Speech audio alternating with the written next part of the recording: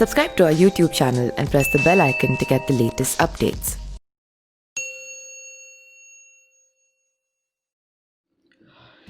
बिहार विधानसभा चुनाव के नतीजों के बाद अब एनडीए सरकार के गठन को लेकर मंथन का दौर शुरू हो गया है। बीजेपी एनडीए गठबंधन में सबसे बड़ी पार्टी होने के बाद भी नीतीश कुमार को सीएम की कुर्सी देने के स्टैंड पर पूरी तरह कायम है। लेकिन बिहार में जिस तरह का जनादेश इस बार आया है, ऐसे में विधानसभा अध्यक्ष की भूमिका महत्वपूर्ण होने वाली है। यही वजह है कि बीजेपी और जेडीयू दोनों की नज़र स्पीकर की कुर्सी पर होगी। बिहार विधानसभा अध्यक्ष विजय चौधरी जेडीयू के टिकट पर एक बार फिर से सरायरंजन सीट से जीतकर विधायक बने हैं। विजय चौधरी जेडीयू प्रमुख नीतीश कुमार के काफी करीबी और भरोसेमंद नेताओं में गिने जाते हैं। 2015 के चुनाव में नीतीश कुमार ने महागठबंधन में आरजेडी से 10 सीटें कम जीतने के बाद भी स्पीकर का पद नहीं छोड़ा था, जबकि लालू यादव आरजेडी के किसी नेताओं को इस कुर्सी पर बैठाना चाहते थे। हालांकि नीतीश का अपना स्पीकर बनाने का दाव उस वक्त काम आया था जब 2017 में जेडीयू ने आरजेडी के साथ छोड़कर बीजेपी के साथ हाथ मिला लिया था। आरजेडी को उस वक्त स्पीकर की कुर्सी छोड़ने का काफी मलाल हुआ था, क्योंकि तेजस्वी यादव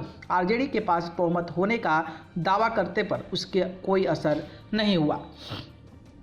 बिहार में इस बार भी चुनावी नतीजे ऐसे आए हैं कि किसी भी एक पार्टी के पास बहुमत का आंकड़ा नहीं है। एनडीए 125 और महागठबंधन 110 सीटें मिली है, जबकि अन्य 8 सीटें मिली है। बिहार में आरजेडी सबसे बड़ी पार्टी बनकर उभरी है, जबकि दूसरे नंबर की पार्टी बीजेपी है। एनडीए बहुमत के जादुई आंकड़े के पास तब पहुंच रहा है जब जीतनराम मांझी की हम और बीआईपी के 4 विधायक जुड़ते हैं।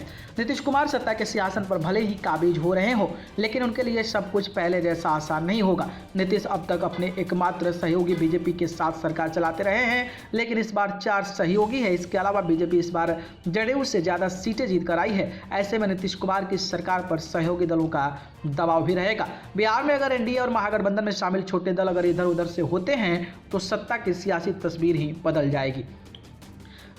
ऐसे स्थिति में विधानसभा अध्यक्ष की भूमिका काफ़ी महत्वपूर्ण हो जाती है। ऐसे में जिस भी पार्टी का स्पीकर होगा, सियासी रूप से उसका पलड़ा भारी रहेगा। कर्नाटक और मध्य प्रदेश में ऑपरेशन लोटस के दौरान स्पीकर की संवैधानिक ताकत का एहसास पूरा देश देख चुका है।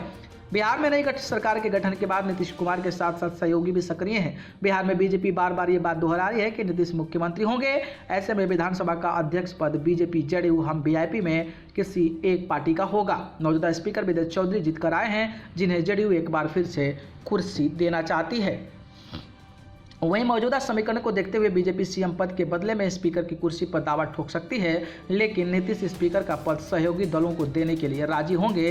हालांकि जीतनराम मांझी इसमें अहम कड़ी साबित हो सकते हैं। मांझी कह चुके हैं कि वे सीएम रह चुके हैं, जिसकी वजह से मंत्री नहीं बनेंगे। ऐसे में मांझी जेडीयू बीजेपी में बीच का फॉर्मूला बन सकते हैं। इन सबके बावजूद देखना है कि इस बार बिहार विधानसभा में स्पीकर की कुर्सी पर कौन काबिज होता है। न्यूज़ रूम से न्यूज़ लाइव की रिपोर्ट।